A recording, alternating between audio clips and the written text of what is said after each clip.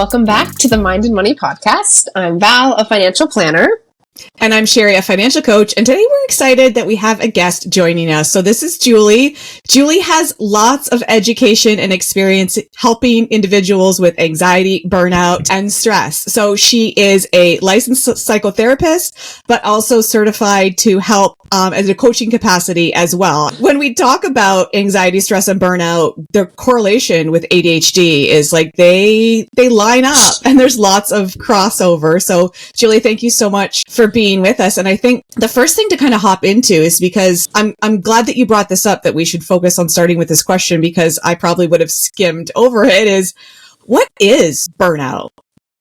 Thanks, Sherry. Yeah. So burnout, it's thrown around quite a bit out there, that term. Oh, I'm so burnt out. That you go online, you look up what burnout says. There's all sorts of stuff. The thing is, and why I kind of wanted to talk about it today, is a lot of times what you'll find is it says burnout from like job perspective, right? It's just occupational. And that's not really accurate. There's occupational burnout, but really burnout for the most part is, according to, what is his last name? Chris, from 1980, a study in 1980, burnout is actually a stress response, right? So when you think about burnout in a larger context, it's really a state of chronic overwhelm. Chronic overwhelm. So like physical, mental, emotional overwhelm. It goes on for a long time for lots of reasons. So they started talking about it more from an occupational standpoint, just because that's what people were seeing. Yeah. So that's burnout, chronic overwhelm.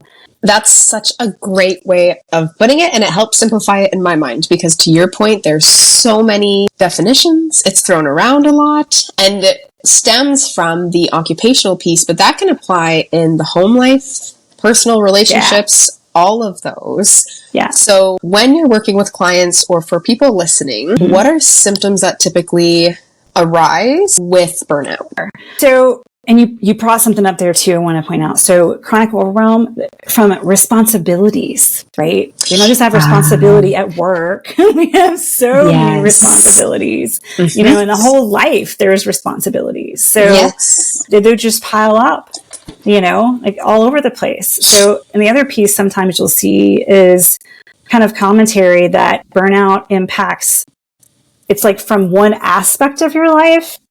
And I kind of laugh at that, because I feel like, well, you were never burnt out then, because that's not how this works.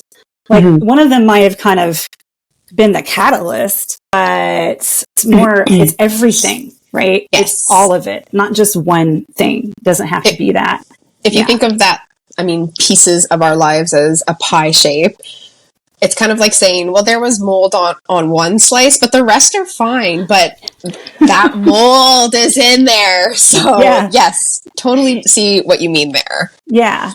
Like it impacts everything. When we talk a little bit later about what I call the burnout mindset, you'll see that there's no way that it could just be in one area and somehow you didn't go there in the rest of your life. Our brains don't work that way. Yes. So you're going to ask something, Sherry? And there's probably more focus on it from like a career standpoint, because that's where financial impact is noticed more. So stress, leave, short-term, long-term disability, that probably highlighted more of a focus like financially on looking into it more as how can companies avoid this specific to hitting their financial bottom line, when it's like that's the icing on the cake. And I'm sure in my previous career that I was either in burnout or really towing up to the edge, because there were those times when it's just like, what is that one thing that is the last straw? And I remember very specifically this one gentleman, and there was a deliverable that I owed to him, and we were just walking in the factory at the time, and he said, "What, do you have an update on this?" And poor guy, I just cried, because that's how the last straw showed up for me. Is it's just too much, and I'm disappointed in myself, and I'm pissed off I didn't do it. And he's just like, oh, like back away slowly, don't know how to manage this woman who's typically very strong and has an answer. And now I asked her a simple question and she's crying. What the fuck do I do? Run away. Yeah. I think you're absolutely right. I think it started getting noticed because of financial impact on businesses, not because of anything other than that. Mm-hmm. So that kind of leads into the symptomology there, right? So it can really look different for lots of people. And then there's this whole other piece we don't have to go into about like, well, what's depression and what's burnout, what's anxiety, what's burnout. And there's been lots of research on that. And there's actually no clear consensus if they're separate or not. Do you consider them more a Venn diagram, or do you consider them kind of three different categories? I think they're all in there together. Yes. And from a treatment perspective, it doesn't really matter, because we want to look at what am I doing with what I have? Where do I want to go? Yes. And how do I deal with right now? Like, what caused it? I mean, sometimes that matters, but I'll talk about why it really matters to focus on what's happening right now first, from a treatment perspective. The reason I bring that up, especially with the depression, is sometimes people can be like, oh man, I'm just depressed, right? I'm just sad right now. And so it's hard to suss out. And it's with anxiety and ADHD, with anxiety and burnout for ADHDers, it's hard to suss out because I don't know if you brought this up, but I have ADHD too. It's hard to suss out because a lot of us are always anxious, right? A lot of that anxiety is already built in. So it's like, well, what's anxiety and what's burnout? Well, again, it really doesn't matter because we're looking at how do I work with what's happening. So with symptomology, a lot of times it can be something like just more and more cynical, more and more. Ooh. Nobody gives a fuck. Oh, you don't have to whisper that. Yeah. We're totally an explicit podcast. Yeah, nobody gives a fuck. It doesn't effing matter. Whatever I do doesn't matter. It's never going to end. I see no way out. This is it's always going to be like this. Always. And a lot of kind of escape fantasies. Like if you start noticing, when you're sitting around, man, where could I go on my next vacation? It'd really be nice to go here. Oh, hit the nail on the head. That's what I used to do. I used to leave the country. Yes. To like escape stress from my job, because even if I took vacation and I didn't leave the country, I still got phone calls. Yeah. Because, that's so interesting. The more you talk about it, I'm like nodding along. Yeah. Yes. When you said like those escape fantasies, it's like come home from vacation, plan next vacation, book next vacation. Yeah. And sometimes while you're even on vacation, you're already planning the next one because you don't want to think about going back to whatever it is that you're trying to get away from. Right. Yeah. You're like, just jump to the next mountaintop. I don't want to go in the valley. Yeah. Yeah. And I think that's a really great point. The more you are trying to avoid the present is a sign of burnout, We do that with anxiety quite a bit too, but there's like a special one with the burnout when I just can't even be here. I'll share some of my own, and I talk about burnout like this because I have been burnt out. I work for myself now because I can no longer do the other. And it took me a long time to heal. But I remember very clearly, we used to live in Nevada and I used to go over to Lake Tahoe and paddleboard. I loved to paddleboard. The last couple of years I was there, I had a 4-day work week. So I worked 4 10s, Friday, Saturday, Sunday. I was in the car over at the lake. In the winter, I was there doing whatever. It was like I could not be where we lived. Like I had to just leave and be gone all day. And I spent money doing that. So that didn't help financially, right? But I just couldn't go home. And at first I was like, oh, well, it's just I really love to paddleboard. And then later I'm like, this doesn't feel like I'm going to do something that I love. It feels like I have to go because if I don't, I'm going to lose my shit and I can't make it through the next day and the next week. And so when I was gone, I could kind of enjoy it, right? Like once you're on the water, you're just soaking it in. But looking back, I can see where it was barely could I enjoy the present? And you don't have to enjoy the present, but you need to try to be in it some. And when I was home, couldn't be present. Yeah. I didn't want to be in it. It was too much. And the impact of that, not just at work, but with my husband, just my life, I was just missing my life because I could not be present because I was so overwhelmed and stressed out and just exhausted. Yeah. So that really resonates with me. And when you think about burnout and sleep, is there correlation there between impact to sleep. It's kind of like if it impacts your sleep, then you're more mentally challenged the next day. And then it's just a cycle that you get, like, it's challenging to get out of. Yes, absolutely can impact your sleep, right? And it can do it a couple ways. One, like maybe you won't sleep because you're so anxious about it or you're so worried. So your brain's just going, so you can't go to sleep. And even sometimes, like, you might not be having the thoughts that are keeping you awake because maybe you don't even care that much anymore because you're so sick of it, but your body knows. So you just lay there. Right? Or your sleep quality is crap. And even if you do sleep, a lot of times the quality of sleep, when you wake up, you're not rested. Right? Because you didn't. Right. And we can talk about why this is. Because your brain, your body is in this constant state of stress. And so it's having to use all the energy to like deal with that, process it. So when you're asleep, it's not actually recovering. So you're still exhausted no matter how much you sleep. You could go to sleep all day for 2 days and you would still be exhausted if you're burnt out. That's hard because a lot of people, life is just going at 100 miles an hour and they're not prioritizing sleep because of a time crunch. So like, what other indicators can somebody look for to identify, like, are they in burnout? Are they toeing the line? Are they like very close? I think too, more irritability. Yeah. I feel attacked. Yeah.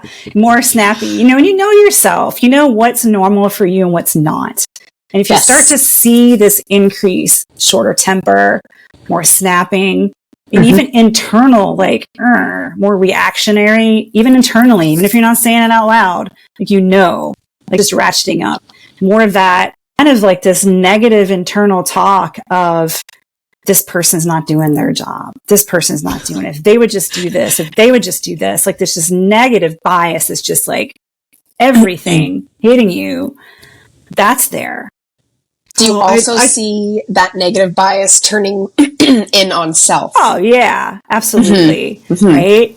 But just that ratcheting up. I lived there for so long. I like that. Oh my God, why am I always the one doing all of the things? Because like you and I got the same training a week ago for this and you're coming to me for questions now, even though we got the same information because you spent no time learning it and I spent all the time because of that external pressure I put on myself to know all of the things and not ever need any help. Ooh, yeah. That is a really great segue into the burnout mindset. Right. Awesome. Go on. Before I go there, I do want to caveat all of this. So with burnout, there's a lot of external factors that cause burnout. We know this, especially like in the workplace, there's a lot of systemic structural things that do cause burnout. So when we talk about burnout mindset, we talk about how do I heal burnout?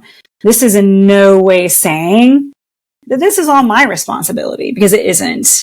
Right? There is a macro level, a massive amount of freaking work that needs to be done to address this societally.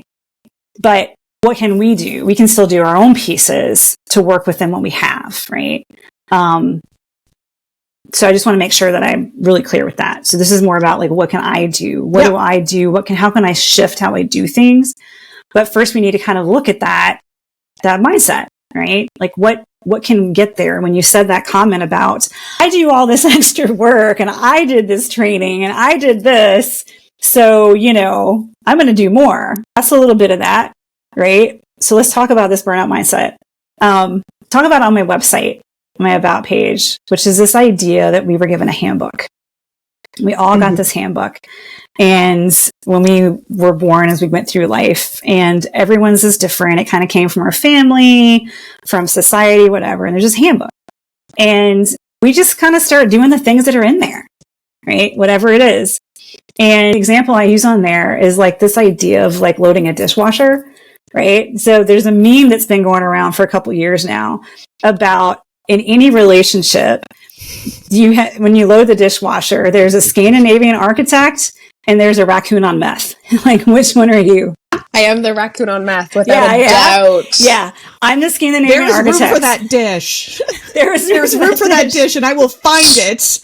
How dare you start the dishwasher without that one dish? So there's this meme, and I love it. And it was several years ago, because I've been doing all this work. on learning about, like, just internally learning about burnout, how to heal, and like what processes affect it. And I had always known that I loaded, not always, but I've known for a while because I've been married for about 11 years, 13 years. So I recognize that I load the dishwasher the way that I learned from my mom, right? She loads the dishwasher a certain way. She does the silverware drawer a certain way. And I've always done that a certain way. Yeah. It's my husband, when he would load the dishwasher, would put stuff in differently. And I'd always be like, hey, you know, if you put that bowl there, then it could crack this other bowl, right? So you don't want to put the bowls that way or this thing this way. You want to mess it up. And so for a long time, if he loaded the dishwasher, I'd have this little meh, and I'd go and redo it, right? It was not that big a deal, but still.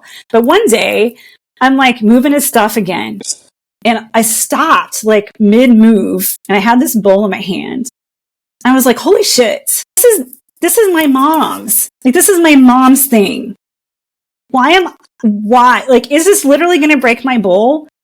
And frankly, if it does, like, I can get a new one. Yes. How much mental energy does it take for me just to reload a dishwasher? Wow. Because when we start talking about energy versus time, this is important, right?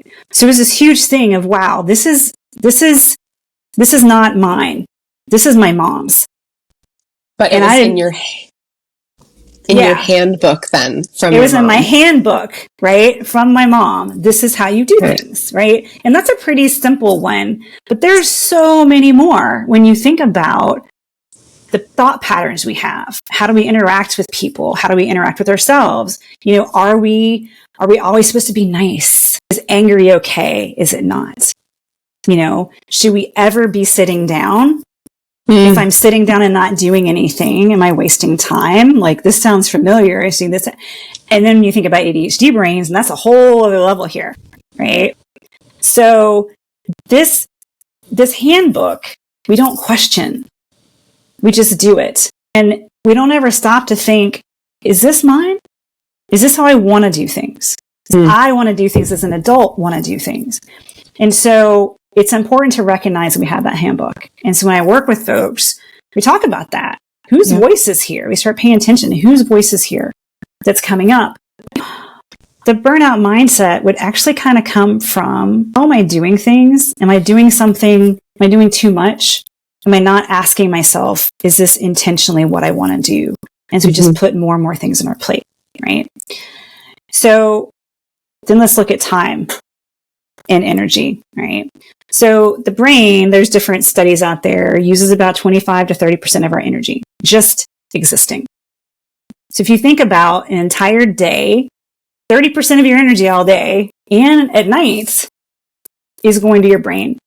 And then if you work or whatever it is that you do for 8 hours, okay, it's going there. You're thinking, you're moving around, you're doing all that stuff, right? So that's where your energy is going. So our current society, the society we're in right now, is kind of thinking about everything is on time management hacks. Right? Time management. Yep. Time efficiency, how to fit 3 days into one. Yes. Well, so what happens is then, if you have the burnout mindset, you're like, all right, I can get up at 6:30, I have to be at work at 8. Okay, that's an hour and a half. I get home at 5, and I'm going to go to bed at 9, so that's 4 hours. So that's for 5.5 hours, right? So what can I fit in 5.5 hours? Sound familiar?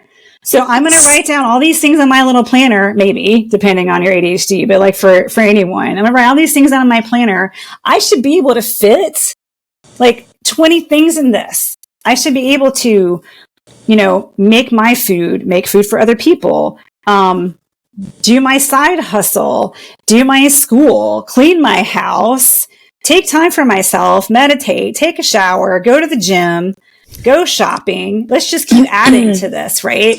In that 5.5 hours after I've just worked a whole day. What does the non-burnout mindset look like? It's like that exact example. It's like, what the fuck? I'm not doing that. Right. So it says, let me try to answer this a different way, right?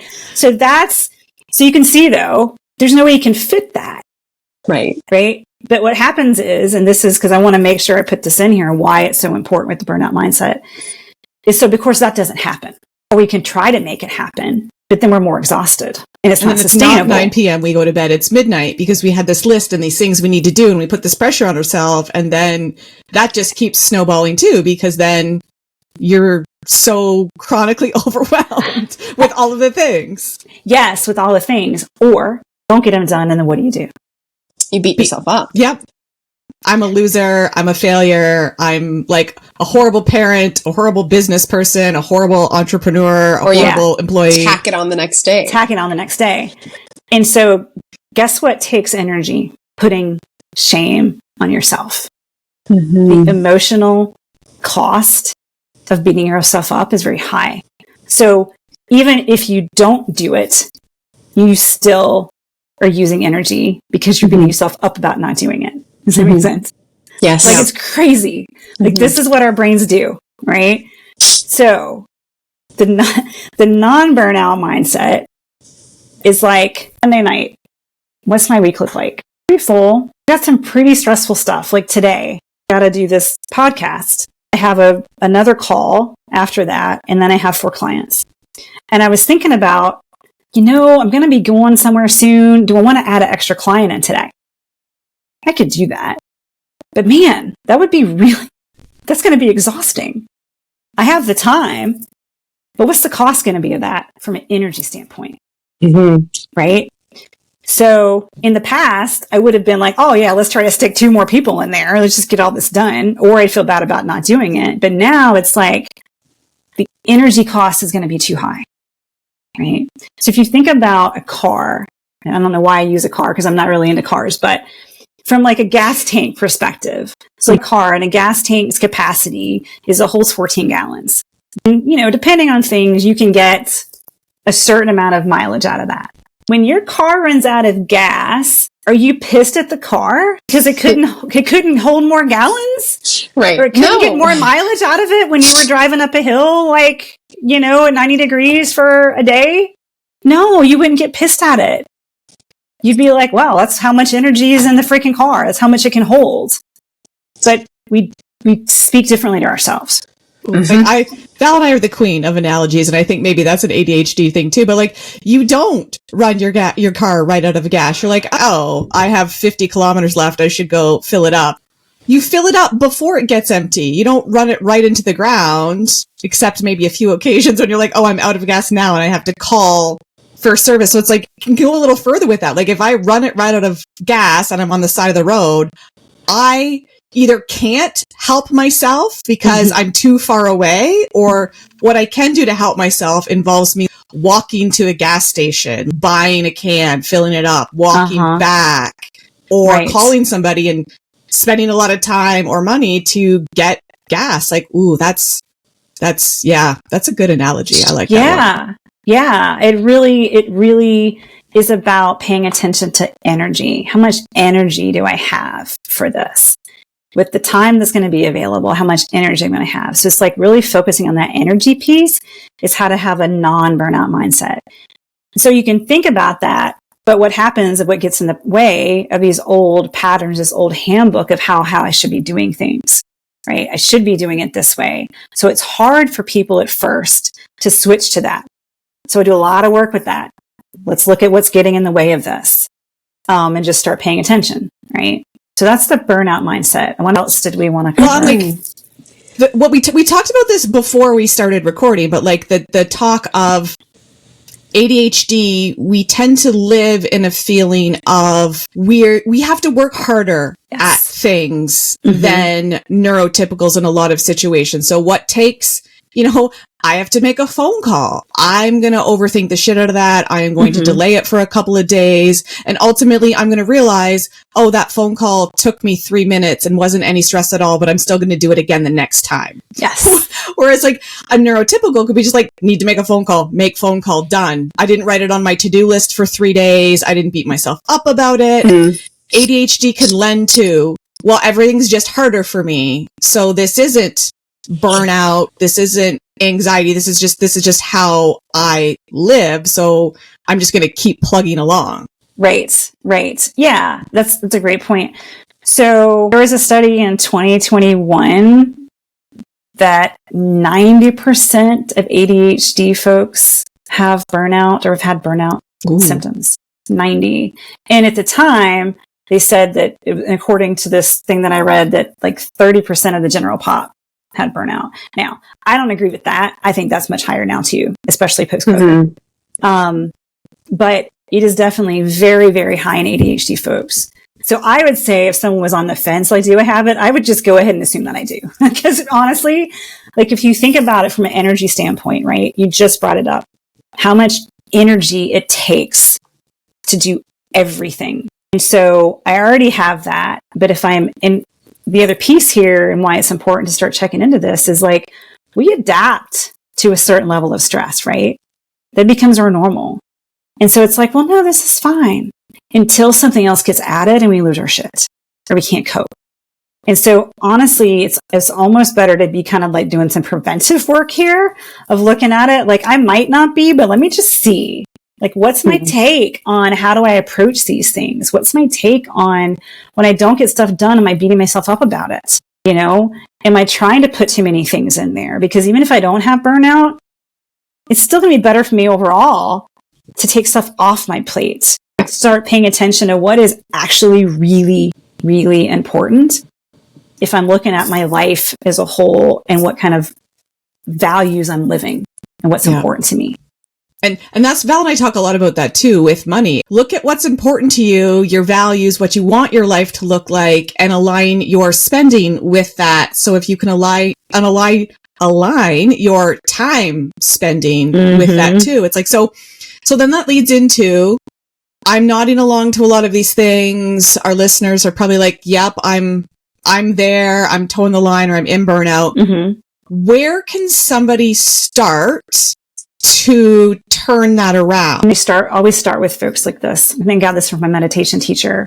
It's like for any given situation, there are two pieces that have to happen before I take action, right? There's the internal experience that I'm having that I need to address. And then there's logistics, right? So, you know, Jessica McCabe, she does a how-to ADHD YouTube channel. She's awesome. But there's a couple videos on there called The Wall of Awful that I absolutely love. And the idea is that like everyone has this. There's like this little bricks that we lay and build this wall in front of us. Everyone has them, but ADHDers are higher, of course. So, and there are these bricks of like shame and past experience and time and all this stuff. And before we can do anything, we have to acknowledge the wall is there, right? For me, like this phone call, what's happening and what's happening right now in my body? What emotions do I have? What resistance do I have? Can I identify why they're there? Like sometimes that's important, sometimes not. But the fact of just acknowledging what's happening internally, what emotions, what bodily sensations are going on. I can't make a step in doing something really sustainably unless I've acknowledged what's happening internally. Because then that impacts what am I going to do? If I acknowledge internally that I'm exhausted and I'm really tired, but there's this thing I need to do, then maybe acknowledging that I can be like, okay, let me break this task down more than I would normally, right? Which is super important for ADHD folks. But like, you know, for this finance thing, because I was doing some stuff for you the other day and I was like, I had this one sentence written down about what I needed to do. And I kept like looking away from it, you know, and I was like, oh, I don't want to do that. And I'm like, oh, well, I probably need to actually like break that into like 15 flipping categories before I can do it because my brain it was too much. Yep. So by recognizing, oh, I'm having this resistance, I'm having this reaction to this, acknowledging, okay, something's going on there. Let's see what it is. Oh, I'm really actually afraid. I'm afraid of this. I'm not wanting to do it because I'm really tired. Okay, then how can I do this? And then spending the time to break it down into smaller pieces. So then I could, and that's the logistics, right? But I can't do the logistics until I've done the internal part. And so even just starting there is a huge piece. What's happening internally for me in any given situation? Because that's what emotions are. They're just information that's trying to tell you something. Yeah. Yeah. And it's it's challenging. I've gone through so much transition, and for me, it took getting fired to really go through that transition. But all of the things you're saying is like, yes, I lived there, and I've done a 180, and I really prioritize my sleep now more than I ever have. I'm meditating, journaling, doing all the things like boundaries around when I do work things and when I see clients, and that evolution. It's tough. And when I think about how could I have made changes while I was still employed if I had that realization of like, ooh, this is where I live. Somebody talks to me and I want to punch them in the face. And that's not good. And how could I have done things differently to support myself to stay in that career path and in that job? And there's definitely things I could have done to put more boundaries around keeping work at work. And even that awareness of I'm carrying this work burden 24/7 and how can I put it down? Right. You just reminded me of something else I want to make sure that I said here. So the other piece that you can notice, because I noticed this when I left my job, I was lucky enough to be able to take a pretty good chunk of time off before starting this, which allowed me to notice some of these things that helped me come up with kind of a burnout mindset idea, was that when you sit down and you're trying to relax, it's coming up. It's so hard because people say, oh, I took the weekend off. I wanted to relax. And I didn't. It's like if you actually make time to sit down and relax, but you're not relaxing because you're A, thinking about what you should do, B, it's not okay for you to relax, all that stuff, then what's the fucking point, right? You're not actually, you can do self-care all day long. And by self-care, I mean like, bubble baths and go for a walk or all that.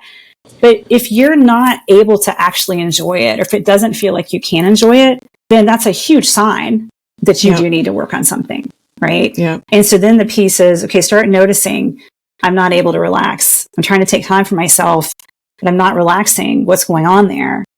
Whose voice is telling me it's not okay? Mine, right? But it came from somewhere. But is this really what I want to, is this where I want to stay? Because that's what keeps people in burnout. Yeah. Because I could have stopped working if I wouldn't have started to notice and allowed myself to be okay with just not doing anything or doing things for me, then I would never have healed. Yeah. That's the other piece that has to come there too. Yeah. We just have a few minutes left, so I want to address this because we can't, especially as ADHDers, hold all of the responsibility ourselves. So when should somebody realize, okay, no, I can't do this on my own.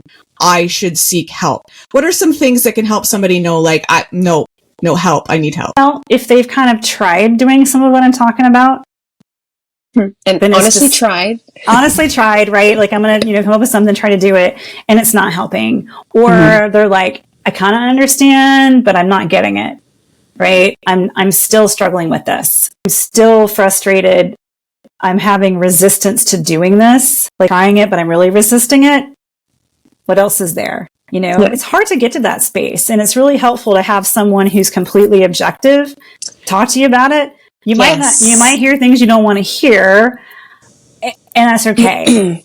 But if you think of it like being a scuba diver, and I've never gone diving in my life, and I have all the gear, you've just given me the tools. Go ahead, go under the water, go deep, see what happens. I want a guide instructor or a dive instructor. I want someone to be down there with me because it's dark and it's scary and they've done this a million times. So I would say everyone should have someone like you, but I'm biased. Yeah, it's the reason why, like, coaching for my clients is effective too. Yes, I'm not reinventing the wheel. I am not sharing anything that I don't share in my blog post that's not out there if you Google it. But when it's like, okay, I'm an objective set of eyes coming in looking, and we all are with our clients. We're an objective set of eyes, and we're not emotionally in it like the client is. And we can shorten the path by saying, okay, I'm seeing this. here's some suggestions to make that path shorter. And also that like, but then we're going to meet again at this time. So accountability. That accountability is key. Yes, it is huge, right? And everything is, it's all very, therapy and coaching with me is all very action oriented. You're not just sitting there talking and then you leave. Like, it's like, what are we going to do? What experiments are you going to try this week to see how things work out? And then we come back and how did it go? Yeah. Like, I there's love that. piece. Like experiments. Yeah. Experiments. Because that's what they are. We're going to try them, see how they work. They're going to stick or they're not. And then we're going to try something new if they didn't. I love that. Awesome. I love that. Yeah. Is there anything else, Julie, that you want to share before we wrap things up? Yeah. So for burnout specifically, I am starting a course in January online. It's a 6-week course for burnout. It'll be 1 hour a week. So short, you know, I'll be posting on that soon on like social media stuff. Awesome. And we're going to drop the link so that people can connect with you on socials as well. So they can connect if that's something that they're interested in January. Yeah. Yeah. That'd be awesome. Amazing. I'm excited about it. Thank you for your expertise and your time and your energy. We appreciate it. We're so glad you've been here, and we can't wait to see you next time on the Mind and Money podcast. Have a great day. Thanks.